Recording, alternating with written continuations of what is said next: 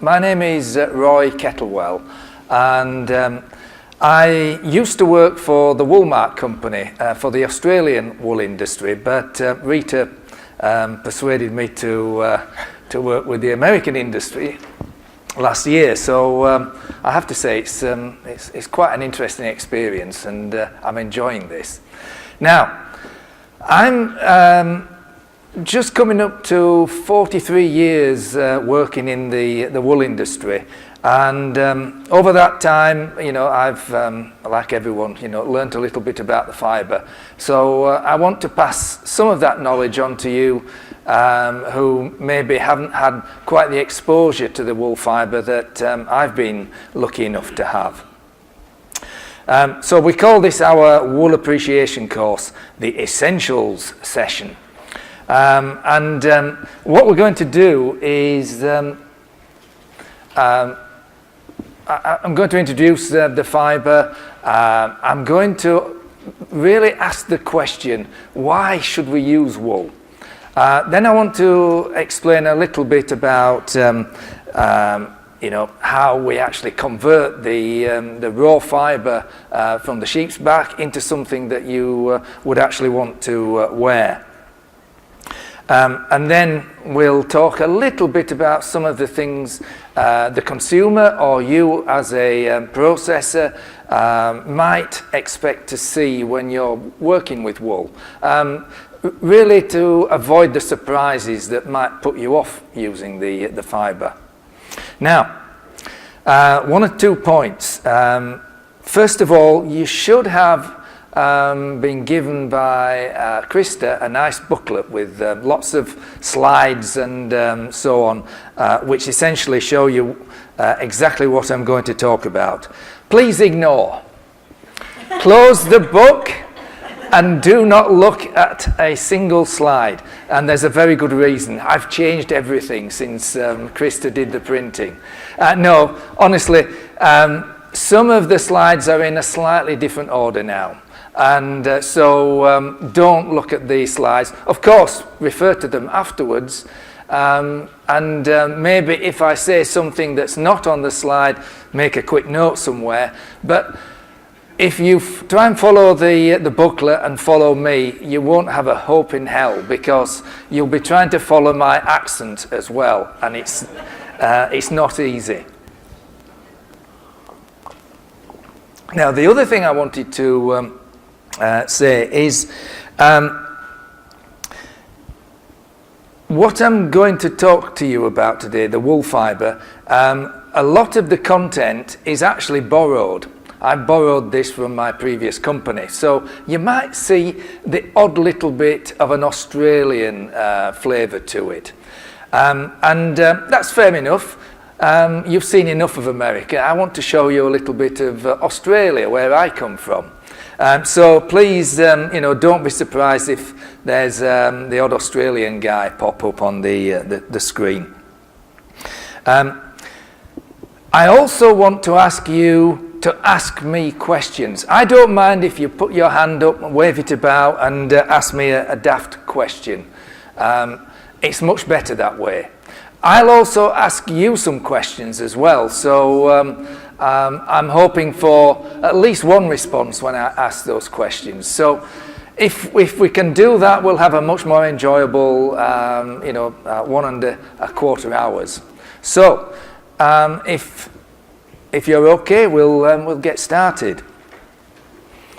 At the end of this course, if we want to call it a course, I'm hoping that you might have learnt a few things. If you're a buyer or you're organising supplies, I'm hoping you'll be able to communicate what you want to your supplier a little bit more effectively.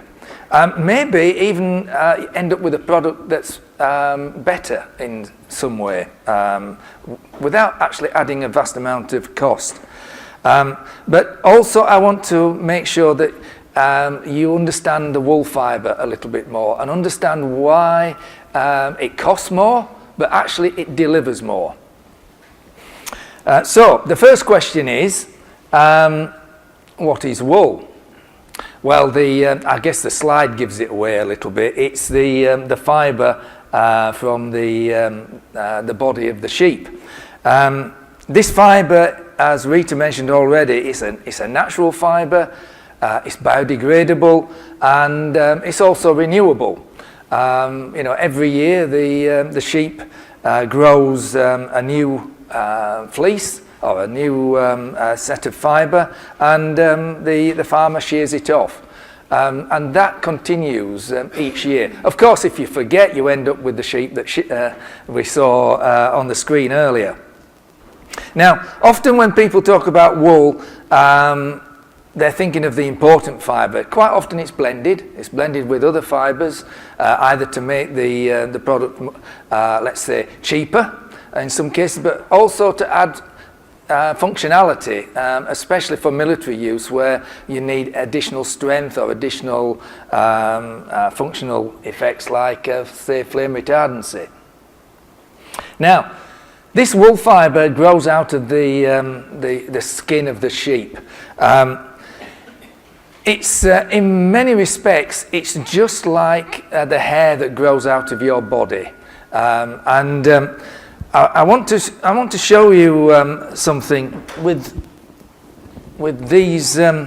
These are actually cones, or they're used to store wool yarn, but they make a very good wool fibre because, as you see in the diagram, the wool fibre is not very smooth. It's actually got little ridges. And those ridges are really important. They're called scales. But without those scales and ridges, the sheep wouldn't really survive in the wild, or let's say in the pastures, quite as well as they ought to do. These are a kind of a protection mechanism for the sheep. They're also then a protection mechanism for you when you wear the fibre. And just to prove that the wool fibre is very similar to your own hair, you can do a little test. Because when you rub your finger along a single fibre, you feel a difference in friction from one direction to the other. So all of those who have long hair, I want you to get one single hair. I've done this too many times and all mine have fallen out. So I want you to do it with your hair. And just get one hair fibre and then slide your finger up and down. And what you should feel is those little scales. If you don't, it's because you've been vain and you've been using a straightening iron this morning. That's and that's the men as well, not just the ladies. But you can feel those ridges. So what these ridges are doing, along with another important part of the fibre, which is the sebaceous gland, and that's the bit that releases the oil onto the fibre. Those two, the scales and the greasiness, they keep the dirt from the fields and from the atmosphere from actually getting to the skin of the sheep. And that's really important. This is actually a staple from it's actually a merino sheep. And you can see it's white as anything here, which is the bit attached to the skin. Here is brown and dirt, and that's it's actually Australian wool, is this, and that's the outback of Australia. And it can only penetrate a little bit towards the sheep's skin. So that's a protection mechanism. The whole thing about the fibre really is that it's protecting the sheep from the environment.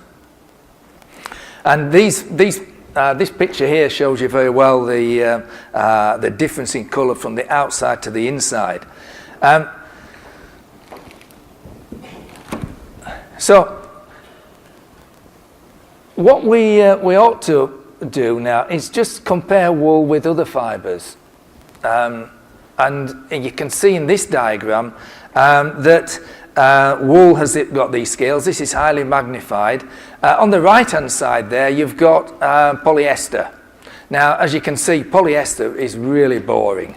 It might be, a very good fibre, but compared with wool, I mean, it's It's so uninteresting. Cotton's slightly more interesting, but it's not until you get to the scaliness of the cashmere, the alpaca, the mohair, and the wool that you actually get towards an interesting fibre. And we'll see later on that it's not just the surface that's interesting, it's the whole fibre.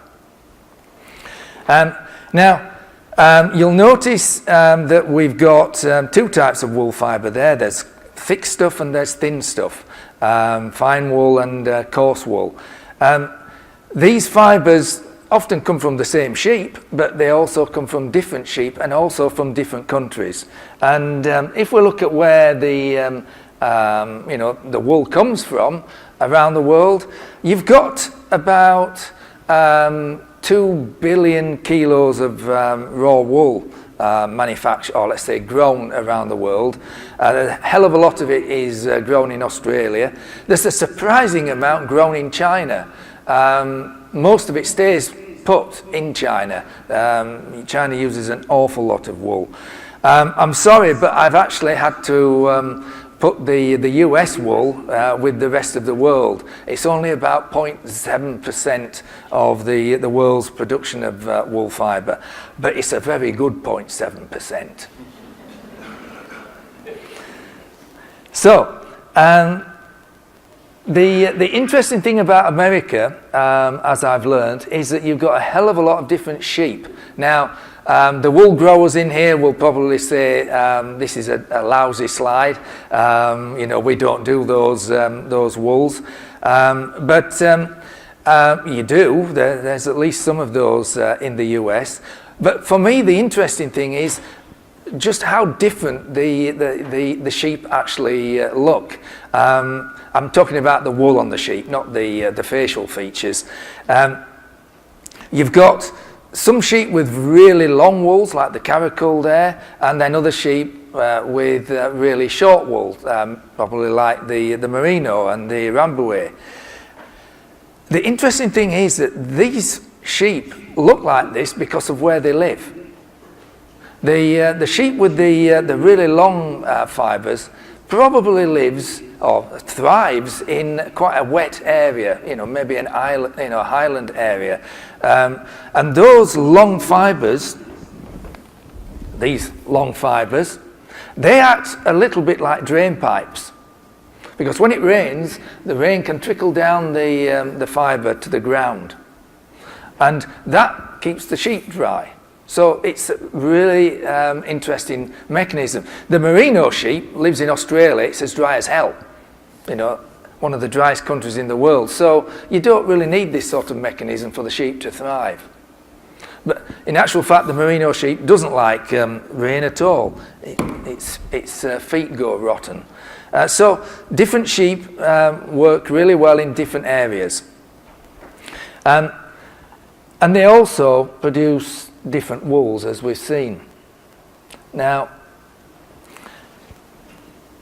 not all wool is the same, and as Rita showed earlier, some wool is best in, let's say, carpets. So we usually find that the carpet wools are the coarser wools, and there's a good reason for that. When you walk on a carpet, you don't want to flatten the carpet. You need the fibre to spring back. So thick wools, they're nice and springy. They bounce back.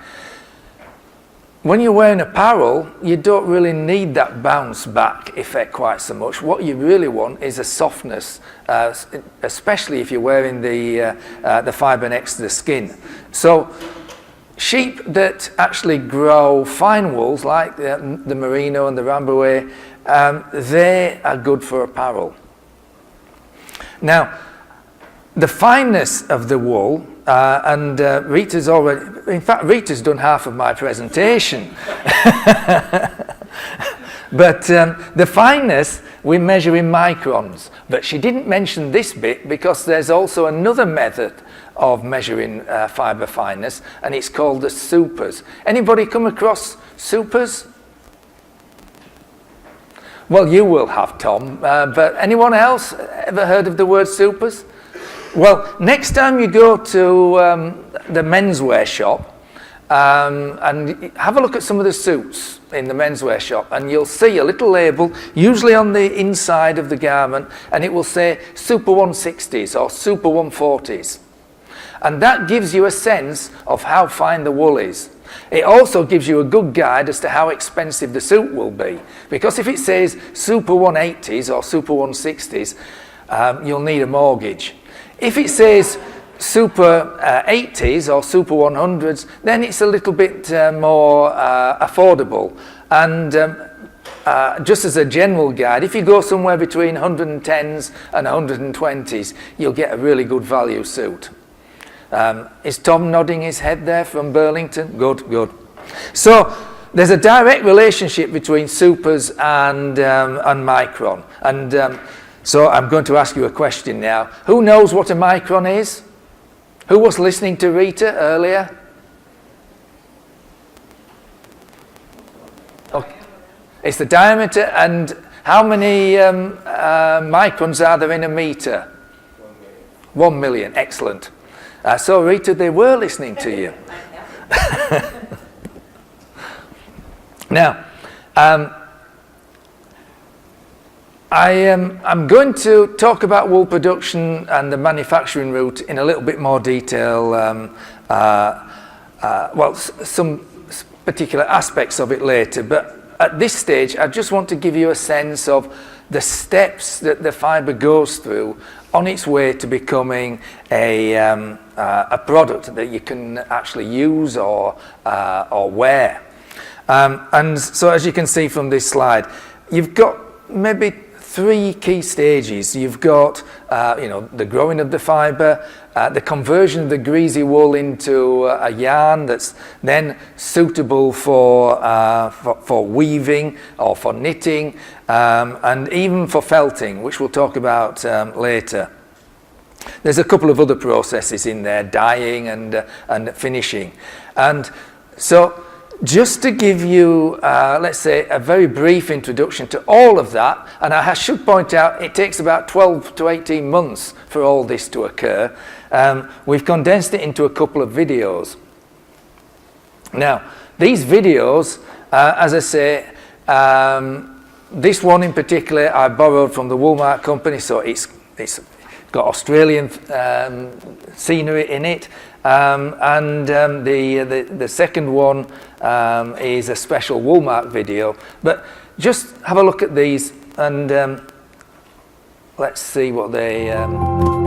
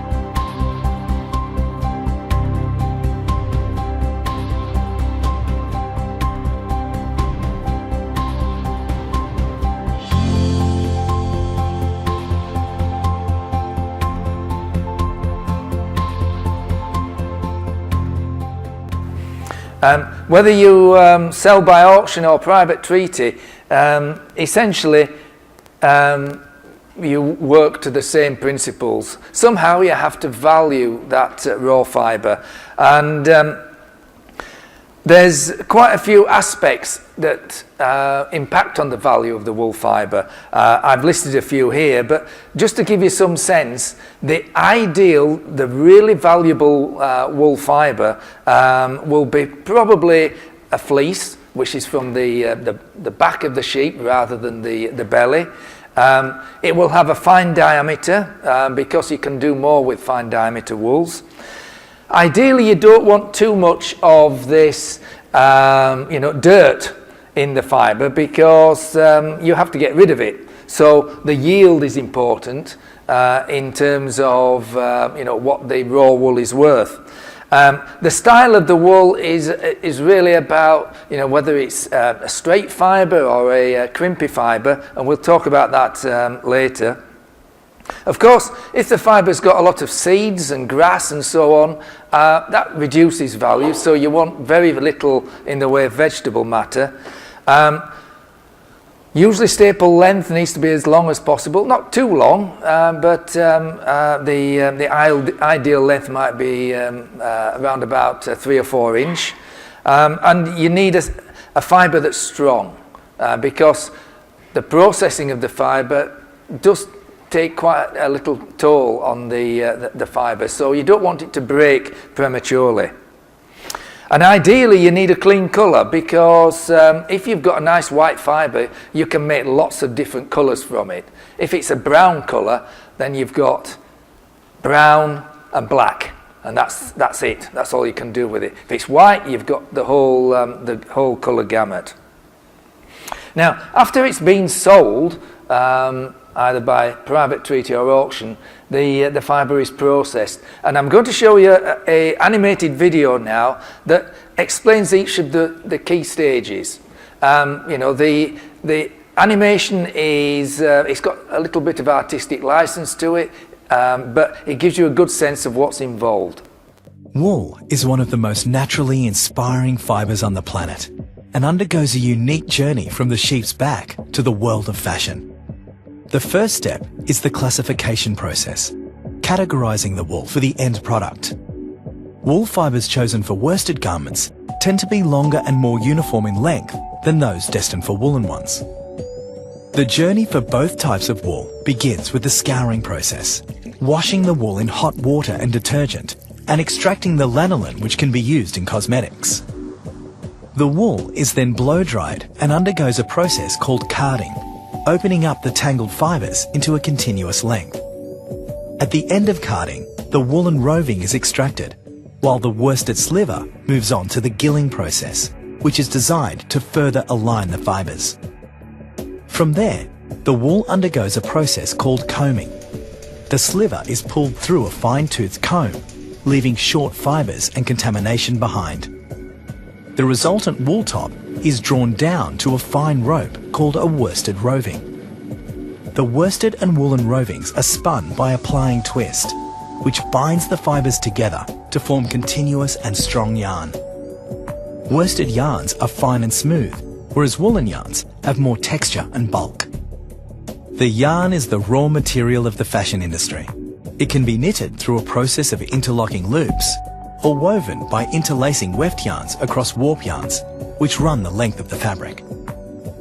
Wool can be dyed at almost any stage of the process, and involves treating the fibre with coloured dyes in boiling water. The fabric then undergoes a process called finishing, designed to create wool's characteristic softness and texture. It is washed, steamed, and then pressed, ready for delivery. It is the job of fashion designers and pattern makers to transform the fabric into innovative designs for interiors, intimate apparel, knits, and woven garments.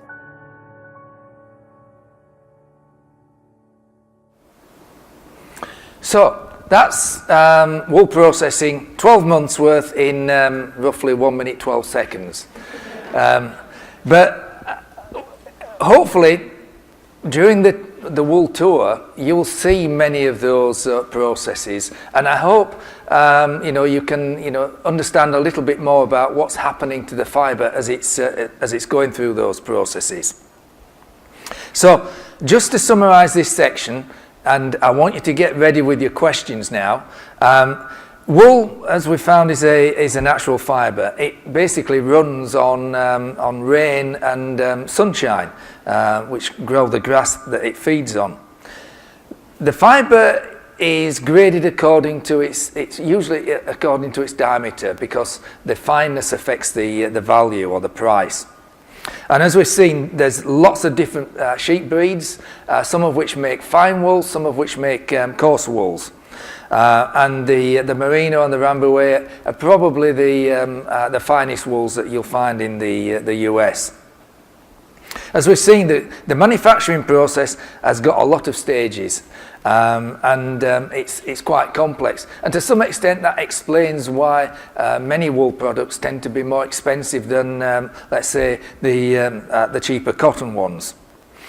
We're focusing on American wool, but of course this is a global wool industry. As Rita mentioned, half of American wool goes overseas for processing. So it's a completely global industry. So before I go and start talking about why we choose wool, are there any questions? Okay. Oh, well, yes.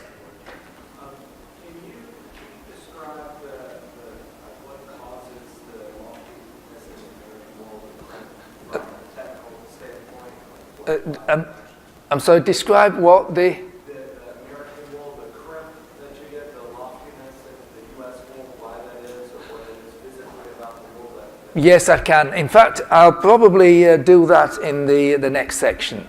So stop me if I don't. Okay, so why wool? I've asked this question a few times, but I'm biased, so I always know the answer. But it's a fair question. You're quite often being asked to pay more for a product made from wool. You may have heard that it's difficult to care for, and you may have heard that it's itchy and scratchy. Well, all of those things are wrong. Again, I'm biased, but I'm going to show you and give you some evidence to that. So we're going to find out now why wool is the fibre of choice for so many people. Mostly it's because this is not a simple rod of keratin, which is the protein that comprises the wool fibre. It's an incredibly complex fibre, and as you can see in this diagram, there's probably 8 different components to the wool fibre when you look at the fibre, not just under the normal microscope, but have a look at it from a molecular standpoint. And all of those components create a feature, and that feature creates a benefit for the user. It's designed to create a benefit for the sheep, of course, but that benefit can also be transferred to you as a user or a wearer.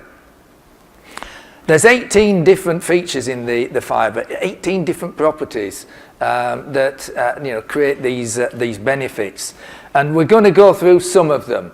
Not all of them. We don't have enough time for that. But those benefits, those are the basis of the reasons for using wool. Now, this is another section where I asked you the questions. Can anyone give me some good reasons for using wool? Yeah? It's warm, yes. Another one? It's comfortable, yes. Breathable, excellent. Any other ideas? Doesn't smell. Another good one, yes. Excellent, yep. So I'm preaching to the converted, aren't I? I've actually split them into 6, reasons for using wool. It's natural, it's comfortable, we've had, it's easy care. It's a relatively safe fibre, it looks great when you wear it, and it's incredibly versatile. So let's look at each of those in a little bit more detail. First of all, the naturalness. Of course, the fleece grows every year, so it's a renewable fibre. If you wanted to, you could put that fibre in the ground and it would biodegrade. In fact, whilst I worked for my previous company, we actually did this as a trial. We buried in a field some wool garments, some cotton garments, some polyester garments, and some polyamide garments. So some natural fibres and some synthetic ones. We nearly made a big mistake. We were planning to have a look at these garments after about 6 months. We thought that would be a reasonable time. Fortunately, we had a chance to look at the garments after 11 weeks, and we almost could not find the wool garment. It was just about 95% decomposed in 3 months. So the side effect of this decomposition is that you actually, fertilize the soil. Wool contains carbon, it contains nitrogen, it contains sulfur. And, these elements are actually, the nearest thing to fertilizer. So being biodegradable, it's not imposing such a footprint on the environment. And as I mentioned earlier, it just runs on sunshine and rain. Now, we've been using wool for clothing for thousands and thousands of years, and there's a good reason for that. Generally, it's comfortable. Of course, comfort depends on various factors. The environment where you are, just how much clothing you've got on, and what you're doing. Those three are really the components of comfort. So, when it's cold and damp outside, really you want to be warm and dry. And this is where wool is, I guess, well known. It's able to keep you warm when it's cold. Now, the reason it does this so well is because it maintains a comfortable microclimate next to the skin. When wool absorbs moisture from the atmosphere when it's damp outside, it actually releases heat. So that helps to warm you up. And it's got a natural waviness or crimpiness, which you can see here in this photograph. And afterwards, come and have a look at the samples if you wish. This waviness, it actually helps to trap air, let's say, pockets of air. And air is a very good insulator. Wool is okay, but compared to air, it's nowhere near as good at insulating. So by trapping these little pockets of air, and usually you need a bulky garment, a thick garment for this, you can keep warm. So, because wool can absorb moisture and also then release heat and also trap air, it's really good at buffering the temperature changes that you might experience when you go from a warm room into a cold, damp atmosphere. Now, I keep talking about wearing it next to the skin, for that you do actually need to really choose the right type of wool. And the reason for that is that wool fibres, when they're on the sheep, are not just one single diameter. There's lots of different thicknesses within the fleece of one sheep. And what you find is that some sheep make mostly fine fibres and some sheep make mostly coarse fibres. But there are some sheep that make a whole range of fibres. And the thing about the wool fibre is that the thicker it is, the more likely it is to cause you itchiness or prickliness, and that's best demonstrated here. So I've got 2 wool fibres here. They're actually wires, but you would not see the fibres. This is the coarse one, this is the fine one. So when the fine one hits my skin, it bends. So it's not actually putting much pressure onto the nerve endings in my skin. Also, the coarse fibre, when it hits my skin, doesn't bend so much. So by the time it does start bending, it's actually putting quite a lot of pressure on the skin and therefore triggering lots of nerve endings. So this is not just wool that behaves like this. If you have a very coarse synthetic fibre, it will feel itchy and scratchy next to the skin. And the reason some wools feel itchy and scratchy next to the skin is illustrated in this diagram. So it's to do with what we call the CV, or the coefficient of variation. And the more fibres that are coarse in the blend, these red ones, the more likely you are to have a prickly sensation.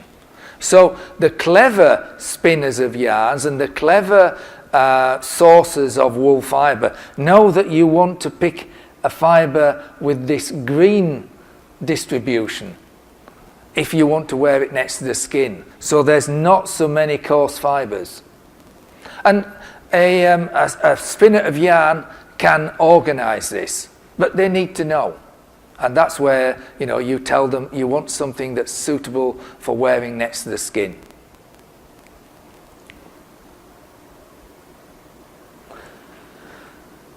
So, as I say, wool works really well next to the skin. And the reason for that is that it can also deal with moisture. Now, people talk about moisture management, and normally they're talking about managing liquid moisture. Now, it's very easy to manage liquid moisture. All you need is a sponge. And this is the way the synthetic industry deals with this particular issue. They make the fibre either have a bigger surface area, or they make it hollow so that it can absorb liquid moisture. But when you think about it, we don't start to sweat liquid moisture. We actually start to sweat moisture vapour. So all of us in this room now, apart from me, are probably just releasing moisture vapour. And providing your clothing can handle that moisture vapour, you'll feel comfortable. I'm nervous, so I'm probably releasing liquid moisture. But you're all relaxed, you know, listening to me, and you're releasing moisture vapour. Now, if you were to get up and start running up and down here, or you put on some additional clothing, you might start to sweat liquid moisture. And then you start to feel uncomfortable. So logic says that if your clothing can deal with moisture vapour, there will never be enough moisture vapour to actually convert into liquid moisture for you to feel uncomfortable. And that's where wool works really well, because the fibre itself can absorb moisture vapour and lock it away. Other fibres, synthetic ones, don't have this ability. So even when there's a small amount of moisture near to the skin, very quickly that moisture has to condense into liquid moisture, and that's when you start to feel clammy and sweaty. Now, the reason wool is so good at this is that damned complex fibre. And we're now going into high school chemistry. So hands up all those who did high school chemistry. Good, good. At least I have a half chance here. This is a molecule of wool here. And the thing about wool is that it's got what's called side chains or other molecules stuck to it. And these molecules love water. So when you start sweating, let's say this is your skin here. I'll use my wool fibre as a pointer. So this is the wool fibre, this is your skin. So the more moisture comes off the skin and released along the wool fibre, those water molecules, these blue bits, these can jump from molecule to molecule. And the moisture can actually travel right through the fibre to the outside. And once it gets to the top, up there, it has to evaporate. And that actually needs energy. So the end of the fibre becomes a little bit cooler. And that coolness then passes right down the fibre to the skin. So this wool fibre is acting as a mechanism for keeping the skin cool. And it's doing it all sort of automatically. Now, when you think about it, that makes a heap of sense, because your sheep, and I'm talking to the wool growers here, they don't just survive in cold conditions. In summer, it gets damned hot. So were it not for the wool fibre, those sheep would be a little bit unwell. They'd be rather like me when I go out in hot weather. They'd be exposed. So the wool fibre is actually doing the job of releasing moisture vapour from the skin and keeping the wearer, or the sheep in this case, cool.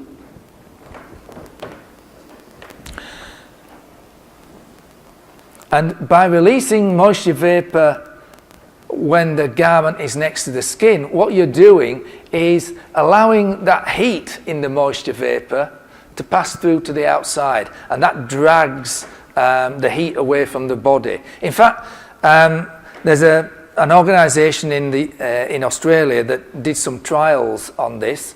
They actually found that wool can move 27% more moisture vapour from the skin to the outside than a polyester fibre. And moving all that moisture vapour, which contains heat, keeps the wearer cool. So this means that wool keeps you warm and wool keeps you cool. Of course, it depends on the garment. To keep warm, you need bulk, a thick fabric, and to keep you cool, you need a thin fabric. But in both cases, you need the wool fibre. Any questions on that? Because it's a paradox. In fact, I've given you two paradoxes. I've told you that wool is good at managing moisture or water, but only water vapour. And I'm going to show you later on that it's very good at managing liquid moisture as well. So this wool fibre can do two things which at first seem diametrically opposed.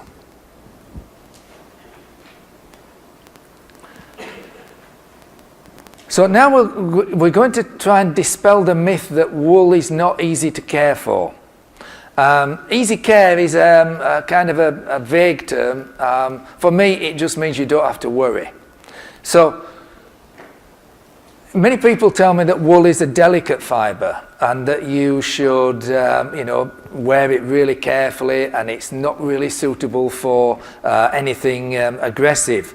And to some extent, they're right. The wool fibre, when you look at this chart here, is well down the list of strong fibres. But this is only measuring the tensile strength or the tenacity, which is the energy you need to actually break the fibre apart.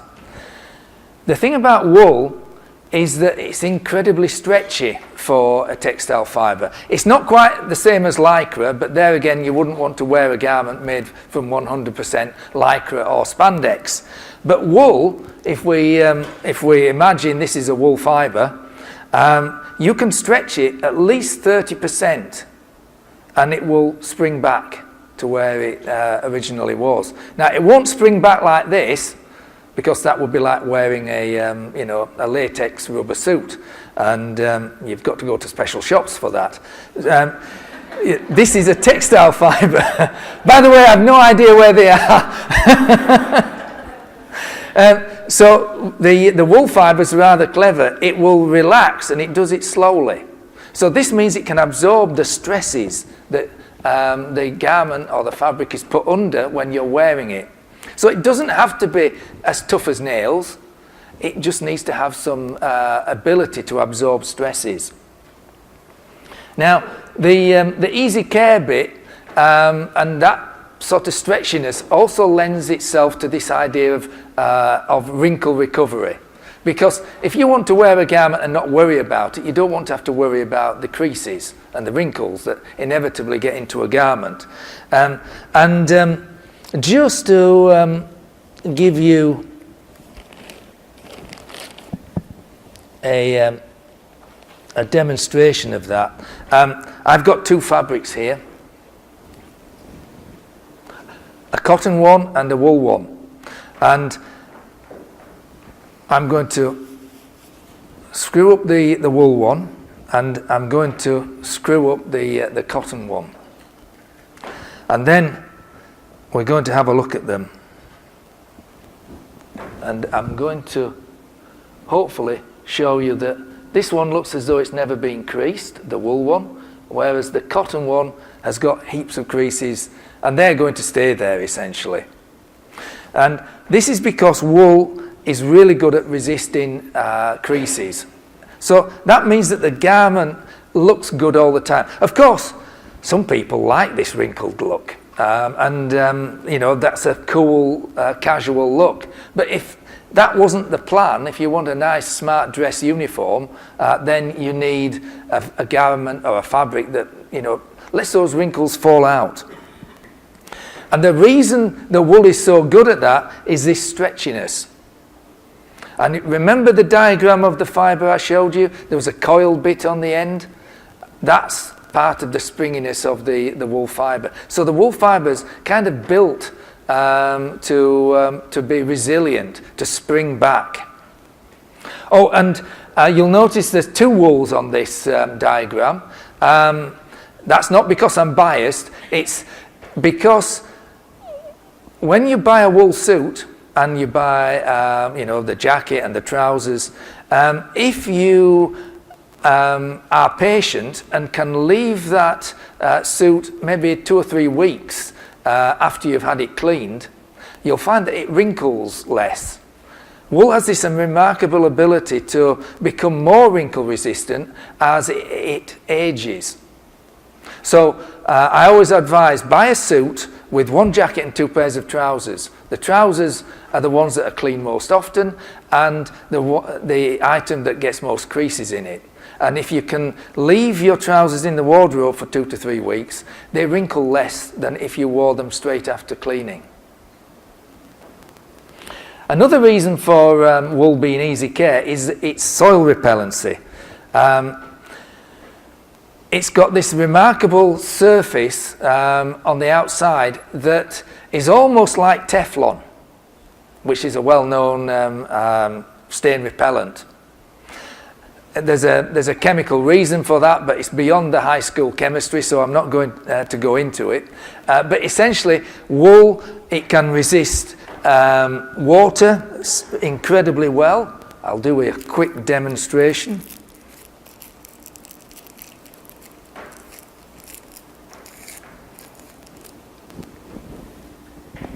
So the thing about stains in particular, most of them are water-based.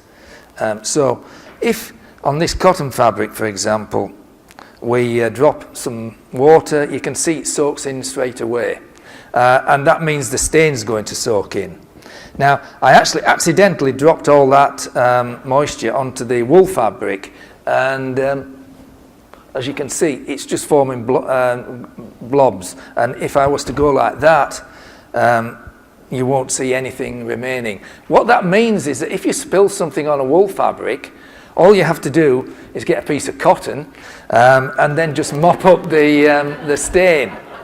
Your handkerchief, for example. So even a red wine stain, you know, you can get off the garment, providing you don't leave it too long. And that's because the wool surface is naturally, inherently water repellent. You don't have to worry about Teflon or fluorocarbons to treat the fibre. It's enough to give you stain repellency, and in a proper construction will give you shower repellency as well. Now, another reason why wool is easy care is because it manages odours really, really well. And this rather complicated chart is really the results of some trials we did in New Zealand. We actually got a guy on a rowing machine and made him row for 30 minutes so he got a nice sweat, and we had patches of different fabrics under his arms. And then we took those patches and put them into a bag and left them for 1 hour, for 7 hours. So then what we did, we found a lady with an incredibly sensitive nose. We paid her a lot of money, and then we asked her to sniff these samples straight away after exercise, after 1 hour, and then after 7 hours. And the results are on this chart here. Immediately, the polyester was the worst by far. That had a strong smell. Most of the other fibres were okay. there was no difference between the wool and the other fibres. But after 7 hours, and that's essentially leaving your sweaty, base layer in your kit bag overnight by mistake, everything was smelly apart from the wool garment. And there's a good reason for that. So we're going back to high school chemistry again for me to explain this. I'm not sure if you're aware, but most odour smells from the body are either acidic or alkaline. Depends who you are. Some people sweat acid, some people sweat alkaline. But within the wool fibre, there are both acid and also basic groups. And high school chemistry, acid plus base gives salt plus water. So if you're an acidic sweater, there's molecules within the fibre that can absorb your acidic sweat, and the same goes for alkaline sweat. So what this means is you don't actually have to wash your wool garment as often as you would a cotton, a polyester or a polyamide garment. Now that's good news on 2 counts. Well, 3 if you count the money. The first thing is it's less hassle. You know, you don't have to worry about whether you smell after you've left the gym. The second aspect is that one of the biggest environmental footprints that a textile can have on the environment is its washing. You know, you take a cotton t-shirt, the estimate is that 20% of the environmental footprint is through the manufacture of the t-shirt. 80% is just the washing and drying. So the less often you can or have to wash and dry a garment, the better for the environment. And it's also great if you're going camping. You know, you don't always have facilities to wash every day or shower. You can wear a wool t-shirt for several weeks without smelling the tent out. So odour management is a real big positive for wool.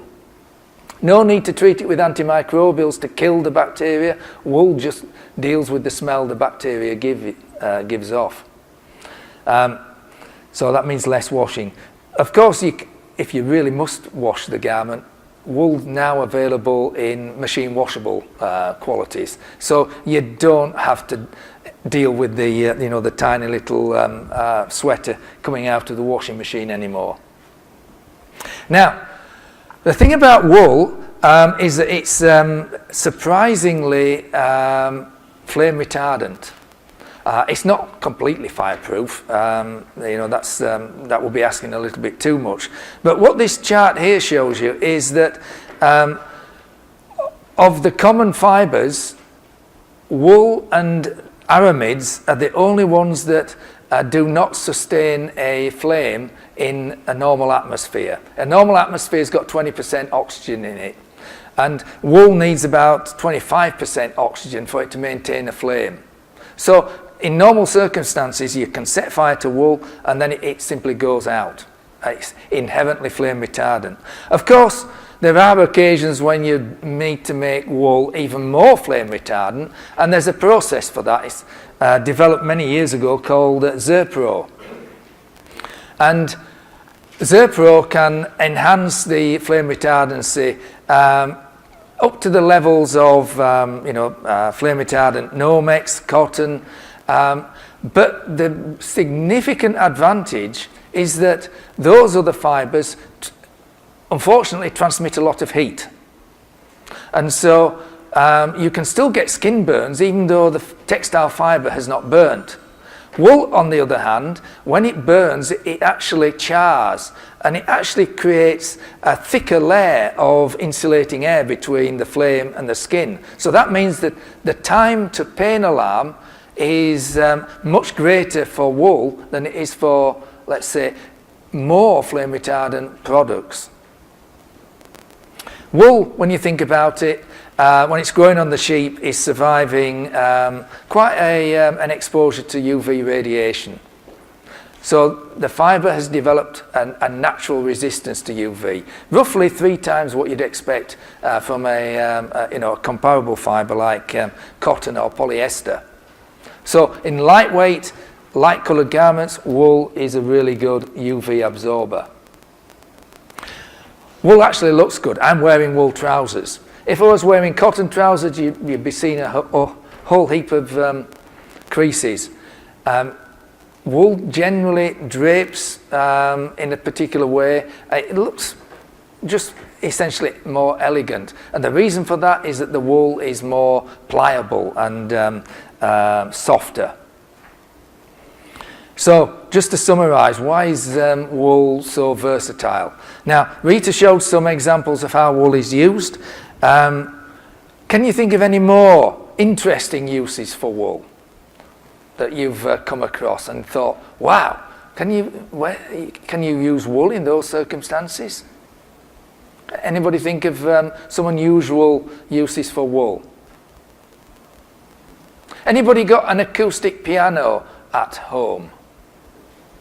Good, because you're the proud owners of probably 3 or 4 pounds of wool. The piano hammers that hit the strings, they're made of wool felt. And the reason for that is that wool is a very good absorber of noise. And it's often the case, you know, you have a wool carpet in a room and the acoustics are better.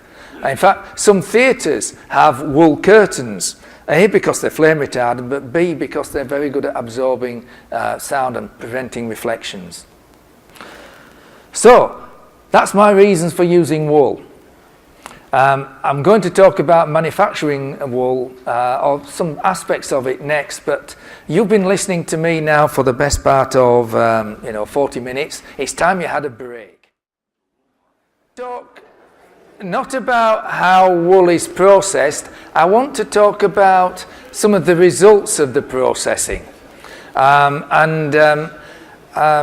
that, we'll start off with this flow diagram again that shows you the progression from the sheep to the final fabric. And you'll notice these two words that Rita mentioned earlier, worsted and woolen.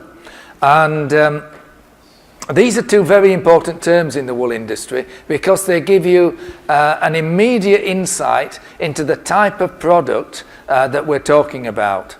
And you'll see from the images there that the worsted yarn is quite well aligned, the fibres are well aligned, and whereas in the woolen yarn, the fibres are all over the place. And so what you find is that worsted fabrics, or fabrics made from worsted yarns, tend to be like this one, which is very smooth, very thin, that's a typical, worsted fabric. On the other hand, a woolen yarn makes a kind of a hairy fabric that's really quite good at keeping you warm. So you could argue a woolen fabric to keep you warm and a worsted fabric to keep you looking good. But really, you can look quite good in a woolen yarn. Now, interestingly, those two yarns use different parts of the wool from the sheep. Now, you may remember the video I showed you where there were some guys taking the fibre from around the edge of the fleece. And that fibre is generally fibre that is short and very variable in both diameter and length. And that's actually really good stuff for the woolen yarn industry. And the reason for this is that the woolen spinning system can deal with very short fibres. It can deal with long fibres as well, but it's really good at dealing with short fibres that the worsted industry doesn't want. So as you see on this chart, you've got shorter fibres for woolen yarns. You've also got a lot more fibres in the yarn itself. You need them in order to have strength. The woolen yarn system of making a yarn is actually quite a short one. It's very quick. That enables you to go from loose wool fibre to the yarn in just 2 stages, whereas the worsted system needs about 20 different stages. But having said all that, the worsted yarns are more versatile in terms of their thickness. You can have very thick worsted yarns and very fine worsted yarns, whereas the woolen system is a bit limited. And there's also differences in the way they are spun. Now, it doesn't really matter which type of yarn we're talking about, worsted or woolen. It's important that they're good quality yarns. Now, my definition of yarn quality is, as you might expect, complicated. There's lots of things that go into a good quality yarn. The first one is obviously the strength or the tensile properties. Also, you need a yarn that's uniform. This is a yarn that's made from lots of little fibres, so it's never going to be completely uniform like a filament, but it's still got to be reasonably uniform because thick and thin parts create problems for processing, and they don't look too good in the final garment. So a good yarn is generally about consistency in the way it's twisted, consistency in its frictional properties, and let's say a absence of faults. A good example of a fault is a thick or a thin place. Now, the last thing on this list is what we call yarn count. Now, all the textile technologists here will understand this idea of count. It's really another word for thickness. The reason it's called count is back in the mists of time when we used to measure yarn thickness by counting the number of hanks you could make out of a pound of wool. That system's not used any longer, but it's a source of great confusion. And the reason for that is that there are different count systems around. I've just mentioned three here. There's a synthetic count system based on text, which is reasonably straightforward. But in wool, you've got this idea of metric count and worsted count. And then in the cotton industry, you've got cotton count. Now, you can have the same count, in this case 40s, but when you convert them into the universal count system, or text, you can see that you've got three completely different text values. Now, ignore this at your peril, because if you buy a yarn that you think is suitable for a particular type of knitting and it's in cotton count instead of metric count, you can't make the product. So yarn count and the count system are absolutely critical to the specification of a product. Now, let's assume you got the count right. What about the yarn? The fabric. This is the stage where we're talking about weaving and knitting. Now, I'm not going to tell you how to knit or how to weave. We're going to see the knitting at Nesta, and we're going to see the weaving at Burlington. So no point in me wasting time on that. What I do want to say, though, is that knitting and weaving, although they're making fabric, actually use quite different yarns. Now, the yarns might look the same to the naked eye, but if you look closer, you'll find that knitting yarns have got lower twist, so they're sort of softer and more bulky. They're also made with shorter fibres, because that helps with the softness and the bulkiness. However, for weaving yarns, you need stronger, leaner yarns to survive the tensions that the weaving process puts them under. So there you make a yarn from longer fibres. So they may both say 2x40s metric, but they are actually two completely different yarns. So again, it's always best to know the details of the yarn before you decide whether you're working with a woven or a knitted fabric. Now, when you make a fabric, and this is whether it's a knitted fabric or a woven fabric, and you use the two different types of yarn, either a woolen yarn or a worsted yarn, you do end up with different fabrics. And as we've seen here, the worsted fabric is smoother. It's generally thinner, and it's more drapey. It's more floppy, and it's ideal for ladies' dresses, men's suits, in this case, or if it was knitwear, it would be ideal for, like in this case, this is a fine worsted jersey fabric. It's ideal for base layer garments or lightweight cardigans or sweaters. If, however, you've been using a woolen yarn, you end up with a fabric that's going to be thicker. It's going to be it's going to have more texture on the surface. And it's a fabric that's designed for keeping you warm. So this is ideal for coats, for jackets, and maybe for heavy sweaters that you might wear on the golf course, for example. So the two types of yarn, worsted and woolen, make completely different products. I just want to show you some of the common wool knitted structures, because the type of knitting that you use has a big impact on the, let's say, the type of garment that you can wear. So, for example, this is a plain knit. Oops. Oh, yeah. This is a plain knit fabric. It's very thin. It's got some stretch, and sometimes the edges will curl, and that's typical of a plain knit. But if you make a rib fabric, suddenly this fabric is much more stretchy. So if you want a tight fitting garment, the rib fabric is a good example. And a rib is very good for the rib of a sweater because it's got more elasticity on it. And this rib also makes a thicker fabric, so it's very good at keeping you warm.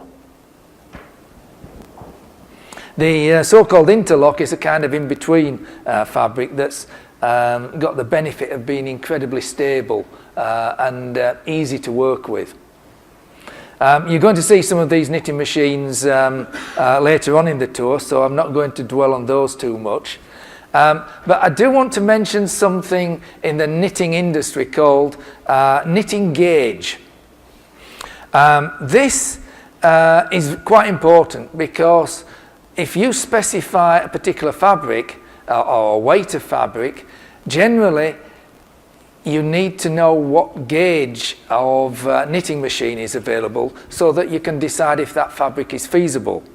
And then once you've decided the gauge, the type of yarn that's going to be suitable for that gauge is also critical. So what this chart here summarizes is really the type of yarn that you'll need for a certain gauge of knitting, and this is circular jersey, which is essentially a long length of knitted fabric.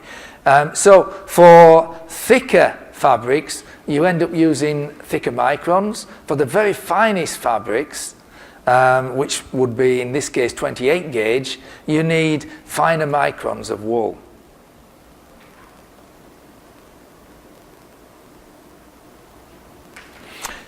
So just to sort of summarize that little section, it's really been about yarn, the different types of yarn and the different end uses for the yarn. Because the types of yarn, worsted and woolen, and the fineness have a big impact on the texture and the feel of the garment.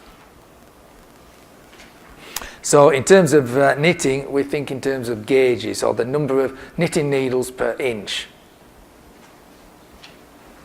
So I'll quickly move on to what you might call the final stages of manufacturing.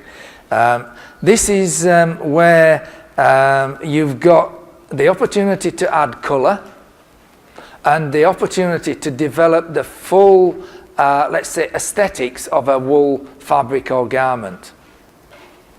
Now there's actually, I've put dyeing at the end, but to be honest, you can dye at several stages through the processing pipeline.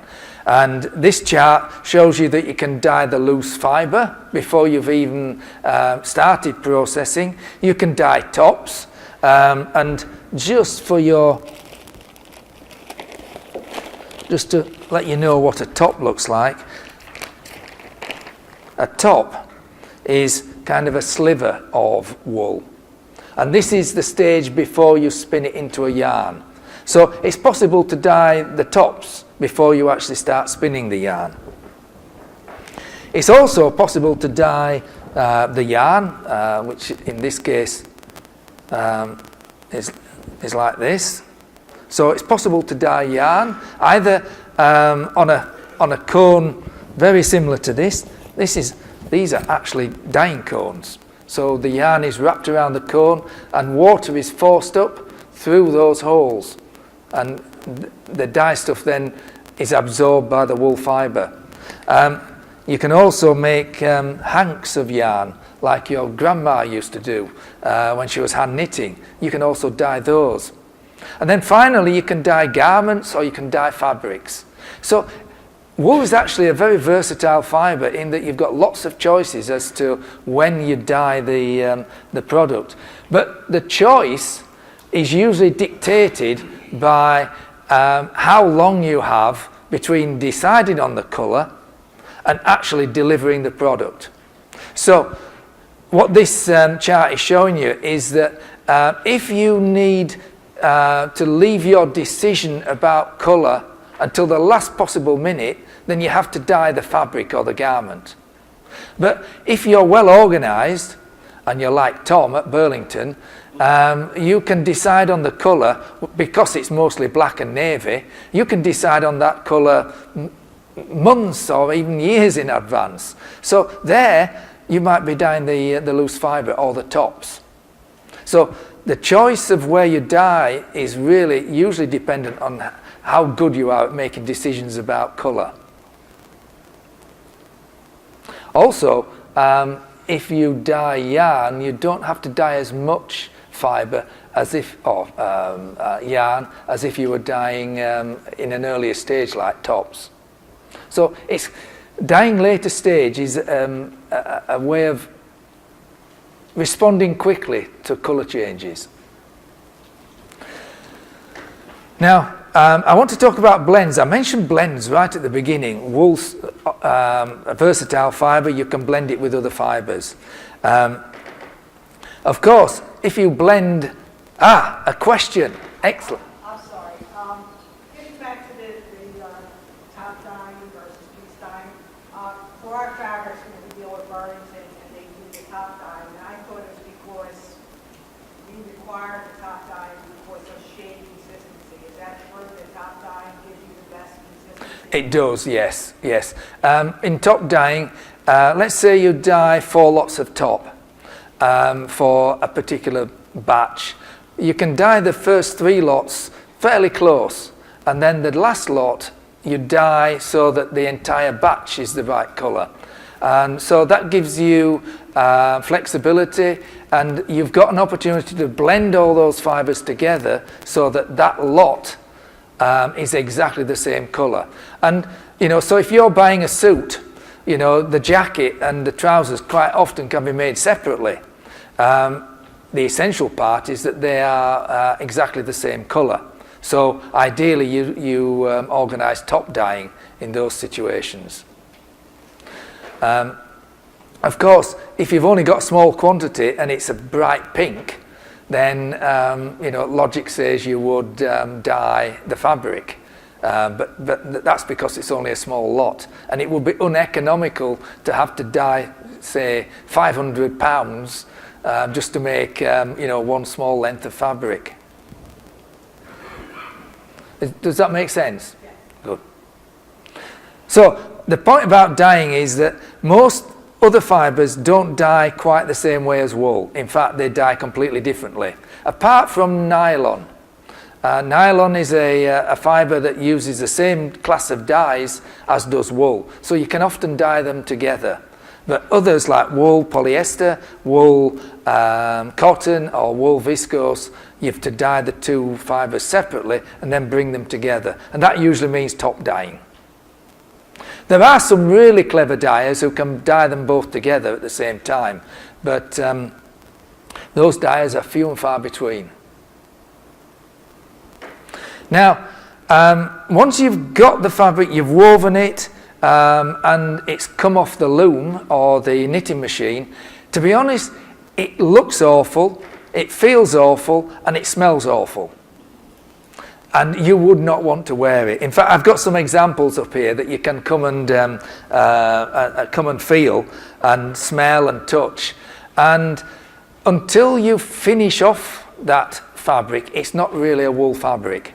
So, as you can see here, the original fabric is bubbly and uneven, and then after finishing, it's beautifully smooth and soft and luxurious, and that's due to finishing. And essentially there's three elements to a good finishing process. First of all, you've got to prepare the fabric for the next process, which is wet. In some cases, if you don't prepare the wool fabric carefully, when it becomes wet, it distorts and it looks, it creates problems. But we know all the problems, so we've worked out ways of avoiding them, and that's through pre-setting. The wet processes include scouring to remove the oils, and a process called milling. Milling is what you might call controlled shrinkage, and it's a really good way of creating the texture and the surface of the fibre. The dry processes are really about tidying up the fabric, and that's essentially removing some of the hairs that you've developed or flattening the fabric and smoothing it out. So just to summarise on that, there's lots of processes in producing a wool garment or a wool fabric, and it starts with the greasy wool, ends with the finished fabric. After that, you simply have to sew it together, and I'm not going to go into the detail of that today. Now, I need to take a check on time. How long have we got left? Rita said finish. Rita said finish. Okay. So, Do what you would. right. Well, this next section is reasonably short. I just want to mention pilling, but I'll answer the question first. I've got a question about moth proofing. Yes. When it's used and why it's used and what test methods that are out there to test it. Very, very quickly, wool is susceptible to damage by the moth larvae. It's not the moth; it's the grub that the moth originates from. You can prevent moth damage by treating the fibre or the wardrobe with a moth repellent, and that will discourage the grub from actually eating the fibre. The test methods are usually associated with measuring the amount of moth-proofing agent on the fibre, or you put the fabric in a box with a whole heap of moths and find out how many moths, or what weight of fabric was destroyed, and then also the number of moths that survived. So there's two types of tests for moth-proofing. Okay. I just wanted to mention pilling. Wool pills, as do most textile fibres. The beauty of wool, though, is that most of the pills fall off and you don't notice them. But if you've got a particular blend of wool, let's say with polyamide, a strong fibre, those strong fibres can act as anchors and stop the pills from falling off. So we normally recommend pure wool fabrics. They tend to pill less than blends. But having said that, choose the right sort of fibre to blend with wool, and you can control the pilling reasonably well. I wanted to just quickly talk about shrinkage, because that's the other, let's say, key topic for wool's performance. Shrinkage, there's two types. There's so-called relaxation, which most fabrics suffer from, but the one that's unique to wool is called felting. And this is where you get irreversible shrinkage. And the reason for that is that the wool has scales. And we'll use my my plastic wool fibres again, the cones. When the fibre grows on the sheep, all the fibres are in the same direction. But by the time you process the fibre into yarn and then into fabric, 50% of them are the other direction. Now, in water, where you've got agitation in the washing machine, these fibres move relative to each other. Now, if they're all in the same direction, there's no problem. But when some of them are the other way around, you can move one way but not the other. And when that happens, the fibre locks together within a neighbour, it puckers, it buckles, and essentially it starts to move and may become smaller. The way we prevent it, and the way you'll see this done shortly, is to cover the wool fibre in a special polymer sheath. Now, when you've got the fibres covered in this special sheath, you can go either way you want, and so you don't get felting. This polymer is not a plastic bag like I've used. It's actually a very clever polymer that we borrowed from the tea bag industry. Tea bags are made of paper, but they don't fall apart in water because they've got a special polymer holding them all together. And essentially it's the same polymer that holds tea bags together, holds the surface of the wool fibre so that the fibres don't interact with each other.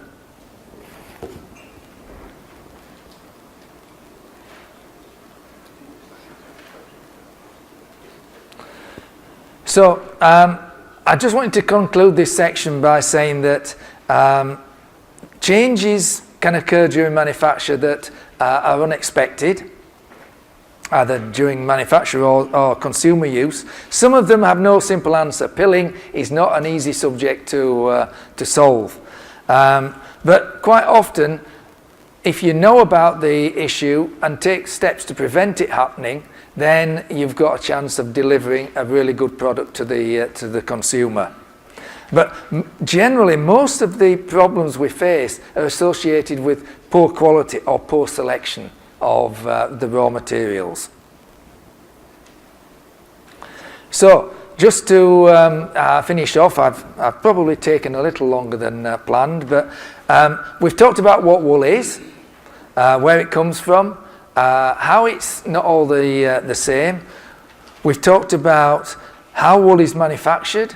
We've talked about why wool is so good at doing what it does.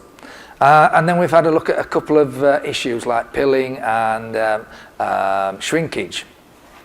So I just want you to think for a couple of minutes about the wool fibre, what it is, what's special about it, and maybe when we get chance over the next couple of days, I want you to tell me what was the most interesting thing you found out about the wool fibre. In fact, you don't have to tell me, I will ask you. One question, yes.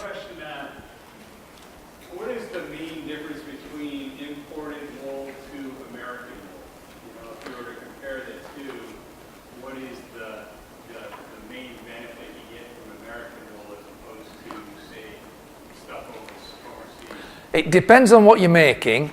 Some imported wool is much better than American wool in some uses, but generally American wool has more crimp, and that crimp gives you more resilience and bounce, and it makes it ideal for knitwear in particular, for socks in particular, where you need compression but then recovery.